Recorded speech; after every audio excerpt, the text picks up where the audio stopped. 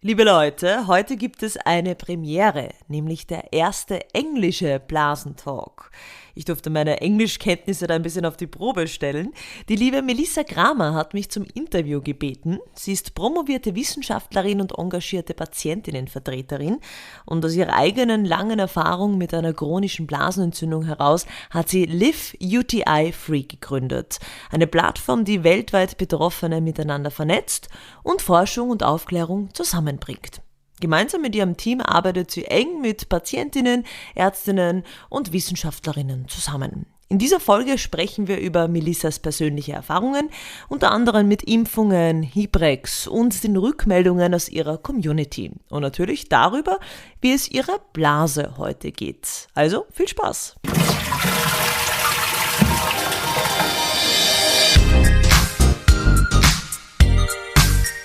Die Blase für Fortgeschrittene. Der einzige Podcast rund um das Thema Blasengesundheit. Today, I'm chatting with Julia Anditsch, who is the founder of an international platform dedicated to bladder health based in Germany and Austria. With a special focus on urinary tract infections and overactive bladder, she supports individuals in improving their well-being through education and natural solutions. Julia is also the creator of bladder tea drinks, including Die Blase to go, the first ready-to-drink bottled bladder tea. I'm glad we finally managed to connect, and I'm looking forward to hearing more about your work. Melissa, thank you for the invite. I'm very excited. We asked our communities if they had any questions for us, and we did receive quite a few. A lot of them were about our own personal experiences with UTI because you have your own journey, as do I. So I thought we'd just jump straight in there. It'd be really great first, though, if you can tell us the name of your platform. I didn't want to pronounce it because my Deutsch is not so good. But maybe just tell us a little bit about that. We'll also put the link to it in the video description in the show notes. Yeah, so the platform is called Die Blase für Fortgeschrittene, and it's a health platform started with a podcast on Spotify and Apple Podcasts, and yeah, it went huge. And now I have a strong bladder community, as I call it, a strong force against UTIs and other bladder issues. And yeah, my huge aim is to help people, especially women with their bladder issues, to get out of it, to get out of the vicious circles of antibiotics, and yeah, to get away with those UTI issues. Yeah, it's so important that people find the solution that works for them. Are your resources in German or in English or both? It's just in German. Yeah. Okay. But that's really good to know because we've noticed even with our English resources that a lot of people reach out to us from the German-speaking countries. So it would be great for them to be able to find your resources. And I know there's at least one other Facebook support group in Germany too for recurrent and chronic UTI. So it seems like quite an active community, which is also why I've been happy to connect with you over this so that we can share our resources in both directions, hopefully. And nowadays you have these transcriptions also in YouTube where you can listen in English with German subtitles. Exactly. Or the other way around. So yeah. It makes it a lot easier. And we've started to invite patients to record their own stories in any language because of this new feature on YouTube, because then we can provide the subtitles in other languages so people can watch. And I think it's really nice to hear stories in the person's native language. And it helps to open up that conversation more internationally. Yeah, I'm very glad that I met you because I think it's so important to talk about bladder issues and yeah, also to get together and yeah, stay strong with the communities. That's the important thing. It's really important to know that you're not alone in this experience. Yeah. And it's troubling how many people experience these problems, but I think the ways that we can work together can help to make change faster. So to join the communities and to contribute stories is really important. That's true. Yeah. But I want to hear more about your story, and so do members of our community. So maybe start with how your UTI experience began. Did you have certain symptoms in the beginning? It would be great to hear how it kind of played out over time. Yeah, so it all started when I was a teenager. I went to the doctor and I didn't know about UTIs before. I had no idea about it. And the doctor said, yeah, it's a UTI and you have to take antibiotics. And I was like, okay, I take it, yeah. And after a few months, I got back to the doctor and they said, yeah, you have another UTI, please take another antibiotic. And I had no clue about it. I didn't know what to do else. So I, yeah, just took the Hmm. medicine, of course. And yeah, then I was in the vicious circle, as I told before, because I also disrupted my gut Hmm. microbiome and vaginal microbiome. And yeah, it is really hard to get out. And there was one day I discovered the bladder tea for me, and this is also my game changer, and therefore also Hmm. sell my own product because I have my own products, which really helps me every day Hmm. if I need it or if I go traveling. I have my products, and yeah, so the alternative medicine was my game changer. The leaves for the bladder health, which we may talk about later. Hmm. And yeah, there was one incident in my life. I think I was like 20 years old when I went to the doctors again, and they gave me one of the strongest antibiotics against UTI with fluoroquinolones. Hmm. And this was really, really hard for me because I had to take it like 10 days, and there are many side effects. Hmm. And yeah, nowadays, fluoroquinolones should not longer be described for uncomplicated urinary tract infections. According to the S3 guidelines, we have some guidelines Yeah, in the FDA also has a black box warning on fluoroquinolones, which include like levofloxacin and ciprofloxacin, that class of antibiotics, and yeah, it should be reserved for more serious cases, according to the FDA.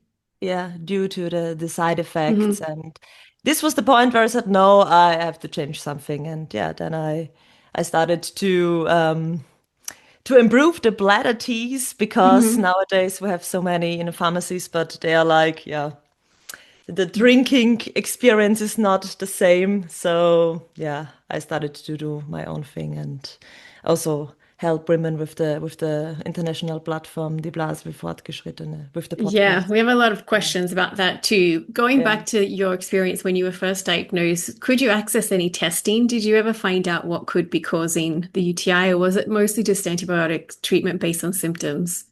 Yeah, that was the joke because there was no urine culture Hmm. made. It was just said, yeah, you have a UTI and take your antibiotic, and that's it. And Hmm. this is really, really hard because, yeah, you don't know which bacteria you have in your bladder, and yeah, it depends which antibiotic you take and which Hmm. antibiotic helps. So yeah, And we also know that standard urine culture is not very accurate, so it's difficult yeah. even if you do have that testing. Someone asked if you were then able to have follow-up testing to see if the pathogens had cleared, but I guess that's not the case if you never had testing in the first instance. That's true. So, unfortunately, in Austria nowadays, that you go to the doctors and they just take the urine Hmm. test Hmm. strips, and say you have a UTI and get your antibiotic and goodbye. Yeah, and those dipstick tests are also even less accurate than standard urine culture. So it's possible you have a UTI and it will just say you don't have one, which causes another set of problems. So we hear from people a lot in the community with that type of experience, which is Mm. one of the troubles that we're trying to overcome with all the research that we do. Once you had taken those antibiotics, were you well at that point, or did you just have to turn to other alternative solutions in order to try to overcome your symptoms? The antibiotics, fortunately, were working, so Hmm. everything was okay. Despite my gut and my vagina Hmm. were disrupted as I told you before. And yeah, it's hard work to get the gut and the vagina Yeah. strong again after all these medicines. And therefore, I'm a huge fan of alternative medicine, like the leaves for the tea. Yeah. How long ago was this that you took those final antibiotics? Yeah, it was my last antibiotic was like 2 years ago or Okay. something. And So how are you now?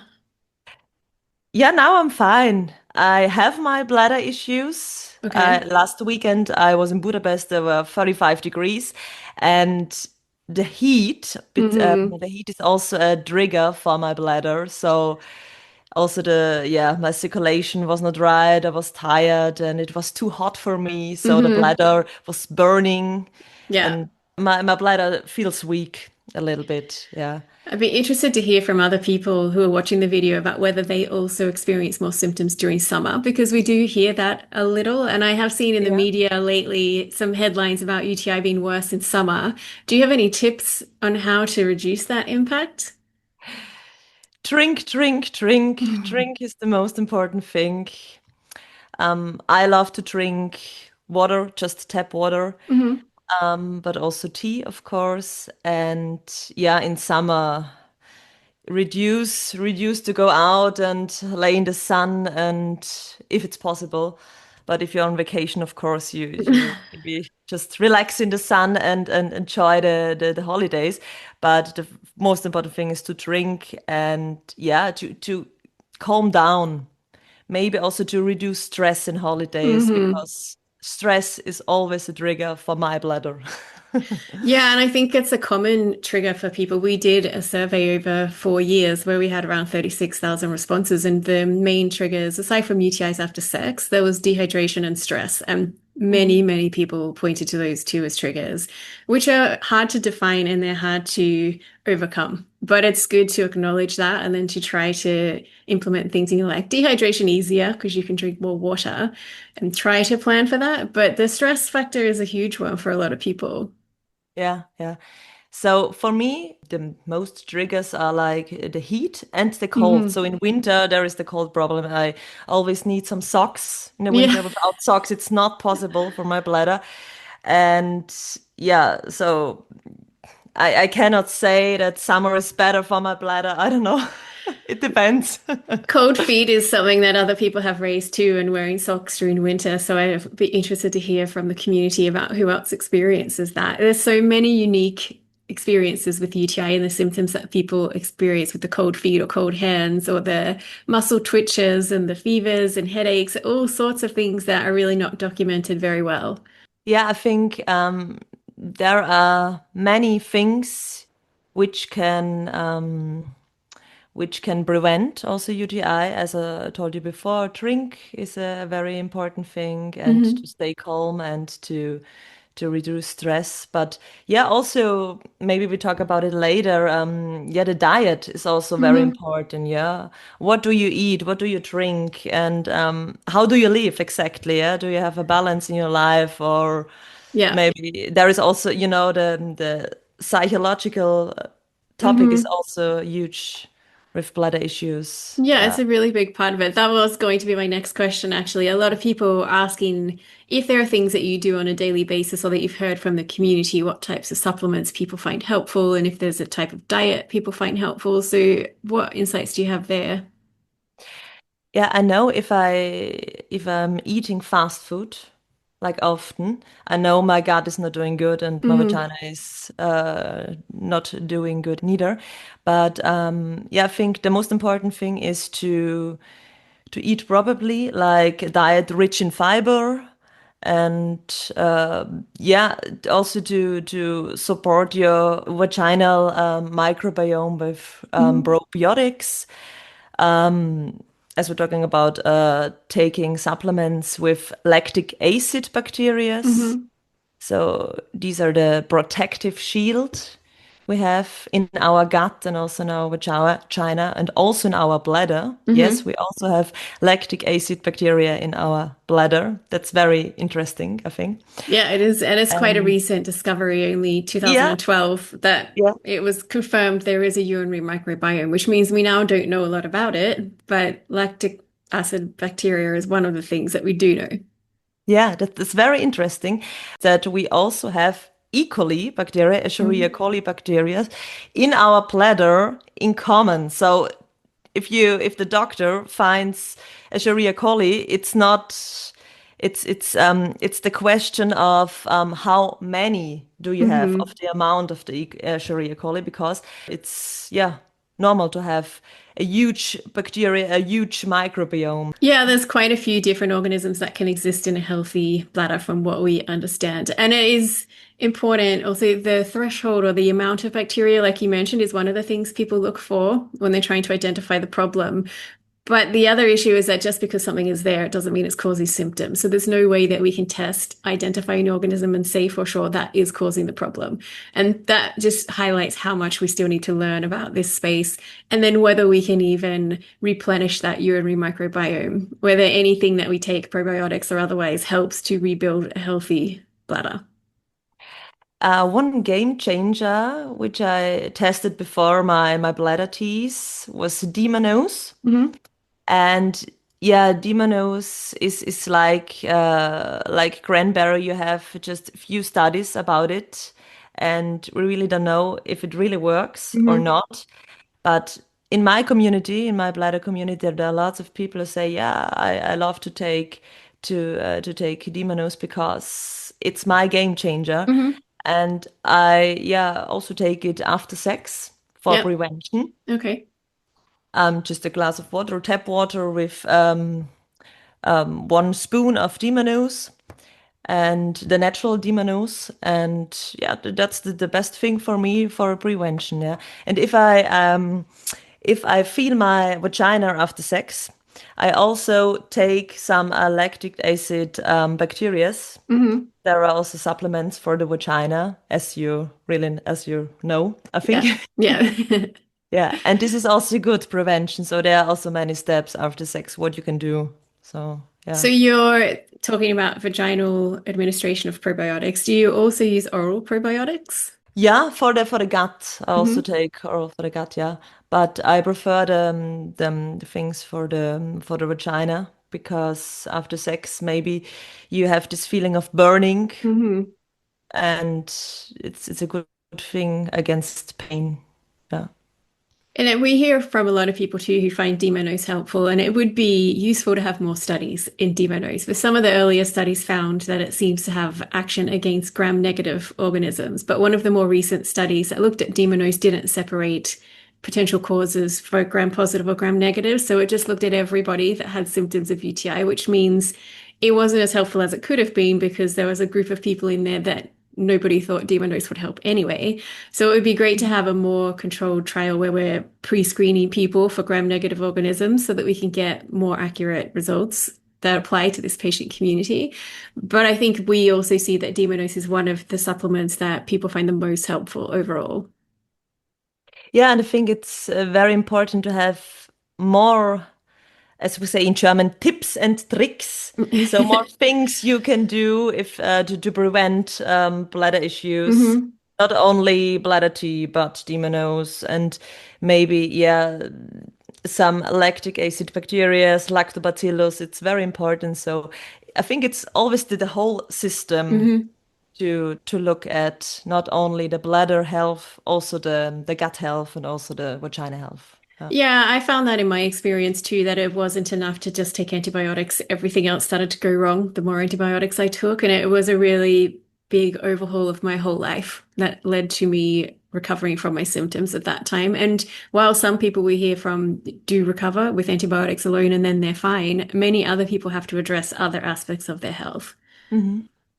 And how are you doing with your bladder right now? I was very well for about 5 years. Then I had surgery for endometriosis and I had a catheter for a week. And then I had Hmm. a catheter associated UTI, which I've been basically trying to overcome for the last 5 years while I also recover from surgery because the surgery triggered Hashimoto's and other Oh. symptoms that were just new for me. And so I've been kind of on a new journey to address my overall health again. Right now, I haven't taken antibiotics for my bladder for quite some time, and my symptoms are non-existent on a daily basis. So I'm very lucky to have gotten to this point again after such a major surgery and intervention. But yeah, it's been again a journey. I couldn't do what I did last time. I didn't have the same problems. It wasn't the same cause. I had to go back to the research and look at everything again from the Yeah, beginning. And it's yeah. been a lot and really complicated. And I think that's the idea of releasing your platform or live UTI free. So Hmm. this was also your aim to help other women with those issues and to give them your tips how you can do it better. Or Yeah, and the main thing from my experience was that there are so many aspects that people might need to consider, and everybody will have a different set of things they need to look at. And that was my experience with clinicians too. Each of them would have a certain specialty, each of them would have a small piece of advice, but I needed to be able to put it all together to my own experience and then try to find a way forward. So I wanted to make a platform where people could assess all these different aspects, whether it might be hormonal or diet, or they needed a different testing. And there's so many things to think about, and we wanted to bring it all in one place to make it a little bit easier. It's still complicated because you still have to understand the information and try to make the decisions, and that can be exhausting. yeah, I think the most important thing in my journey was that I always remembered that the bladder is not against me. Hmm. The bladder is my friend because if you have pain, you're of course angry and you're sad and you, as we say in German, yeah, scheiß Blase and why always me? And all you have all Hmm. this question in your mind. And I think the most important thing is the bladder is just screaming because she needs help. Hmm. And she does it for one reason, she wants to get better, and therefore she shows you the pain. And this was a long time I had to realize it and Hmm. to think about it. And yeah, the body talks to you and you have to help him. Otherwise, you won't get out of this vicious circle. It is hard to not focus on it in a negative way because it causes so much pain and it has an impact on quality of life in every way. But we have heard, and I've also had this experience, that it can be helpful to do breathing exercises and think about neural retraining and try to approach it differently, and which is a hard ask, especially if I you're know. deep in the symptoms. But after Yeah. my surgery, it took a few years to get to this point, but I did start to adopt breathing exercises, and I found that those calmed down my whole pelvic inflammation problem over the course of a couple of months. And I do think that actually helped. Before that, I had probably been fairly skeptical about this type of thing really helping when there's clearly physiological things going wrong. But the breathing really Yeah. helped. Yeah. You just have to try it to think more positive Mm, because you have no other chance. So yeah, even as difficult as it is. yeah. I wanted to ask you more about the tea that you've made. Can you tell Mhm. us more about what's in it and how you went through that process of developing what is now the product that you sell? Yeah, as I told you before, my UTIs started at a teenager age, and I went to pharmacies very often, and I tried every bladder tea there. And I was like, I cannot drink them anymore because, yeah, the taste is, it tasted like illness, as I Oh, always say. Yeah, it's delightful. like, oh, I don't like it. And yeah, I started to put the leaves together at home and started to do some nettle, Hmm. goldenrod, a bit ginger, birch leaf, everything that is good for our body and especially for the bladder. Hmm. And yeah, I realized, wow, it's a good tea. I love to drink it. And Doesn't I taste like illness. no, it doesn't taste like English because of the ginger is very Uh-huh. refreshing, and also the mint, which I also put into the Hmm. tea. And yeah, then I was thinking, okay, why only me drinking it? Maybe only other women like it. So yeah, I started to yeah, went to a company and they made my own tea products. And my huge aim was to have the bladder tea right in front of me. Hmm. I can show it if you like. So Yeah, this is sure. the tea to go, the Blase to go, as you told before. And I wanted to have a bladder tea wherever I go. So I went to Budapest before and I had like 3 bottles of tea, Hmm. which really saved my life. So this was the aim to have the bladder tea right in front of you to drink and not to wait until it's cold. You have to brew it Yeah. and all this waiting process is kind of annoying. Yeah, it's true. I suspect a lot of people have a process where they have things prepared, especially for when they travel, because that can be a stressful time. And I also have always a thing, like a set of things I take with me when I travel, just in case. And Mhm. not tea, because I haven't really gotten into it, but now I'm curious. So I'm probably going to see if I can order your tea I assume that you ship to Europe, so I will be able to get it. Yeah, and now it's just available in Austria and Germany. Okay. But yeah, we will see. Maybe the next years to come. Maybe in the future. I Yeah, think yeah. the mention of all those different types of teas is a good, or leaves that you've put in there. It's a good time to talk about some of the other approaches that people use. So we had people ask about whether we've used any of these or other people in the community have used them and we've heard about their experiences. So I'll just list some of them and then you can share some insights if you have them. We had Hiprex, long-term Mhm. antibiotics, Urimune, estrogen, and Intrarosa. Have you got any insights to share about those? And we can take them one at a time. The only thing I can talk about is the installations, the Hmm. bladder installations, because I have some women in the bladder community which already tried the bladder Okay. installations, and they said, yeah, they were okay. It was the pain reduction was not that long, but Okay. there was a reduction. So it always depends on the body, of course. Hmm. Everyone is unique, as you said Hmm. before. But yeah, it was a positive feedback of it. Yeah. There's a study running in the UK right now about bladder installations for UTI prevention. So if Mhm. there's anyone listening that's in the UK, you could look that up on our website too. And I think that will help us to learn much more whether it's helpful for enough people for it to be in the guidelines. And so I'm hoping that the results of that study are helpful for the community. What's very interesting for me, and I really have no idea about it. I just wrote it on your, read it on your platform, Hmm. the Hebrex Hmm. thing.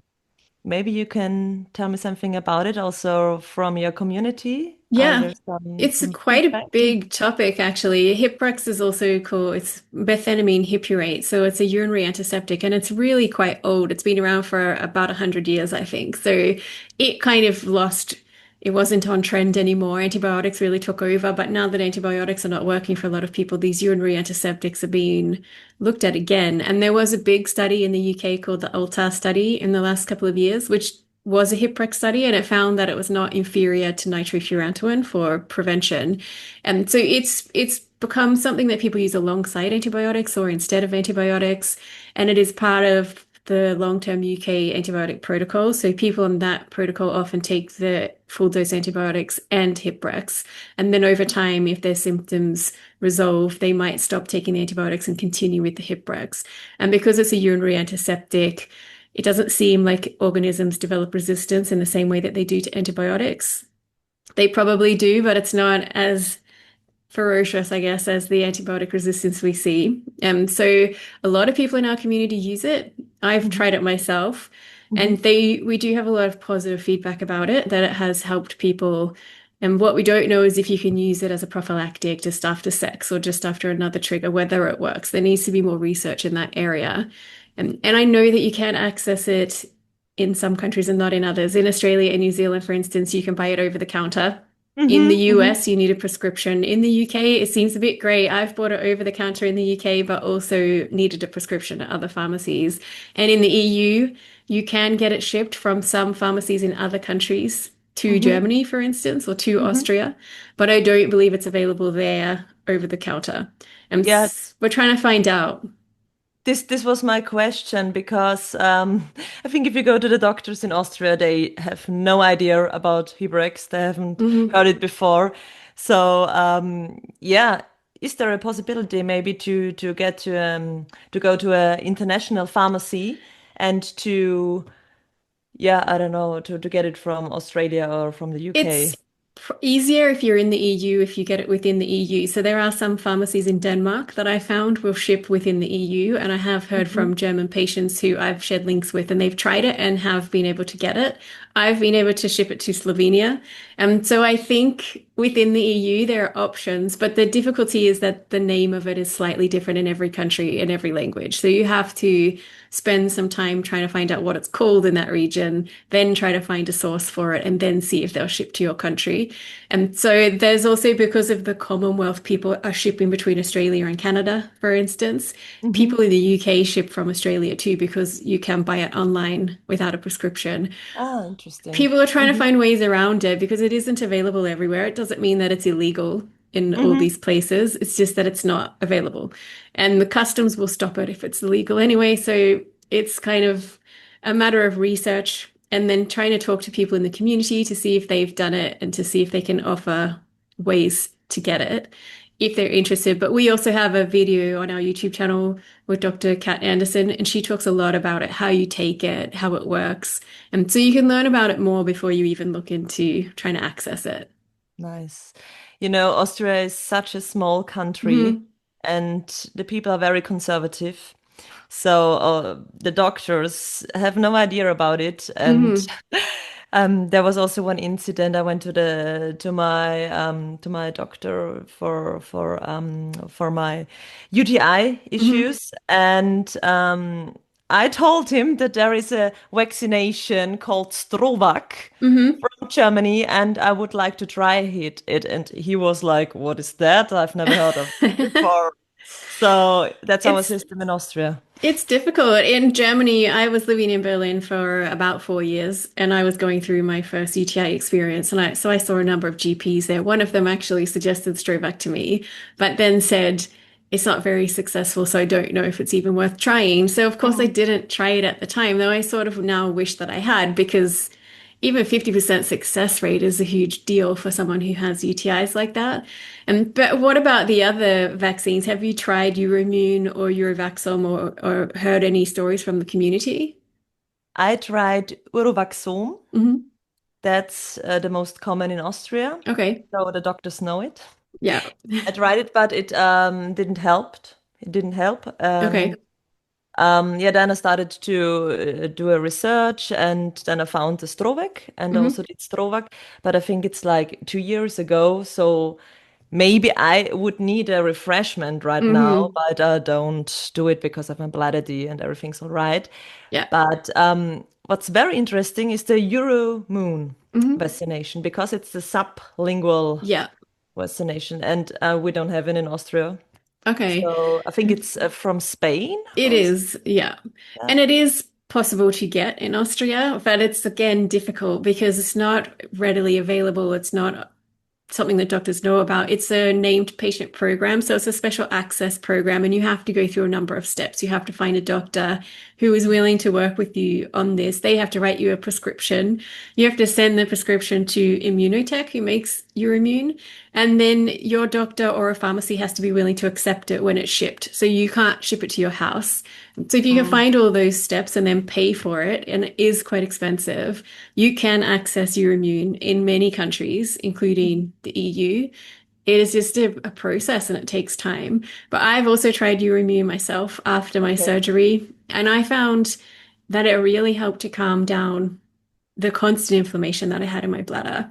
When I Okay. had my surgery, they identified E. coli as the problem. The levels were quite high with the catheter associated UTI. And then Euroimmune really seemed to calm that down. So after I Mhm. took it, I never had the same level of inflammation again since then. And it was probably 2 or 3 years ago.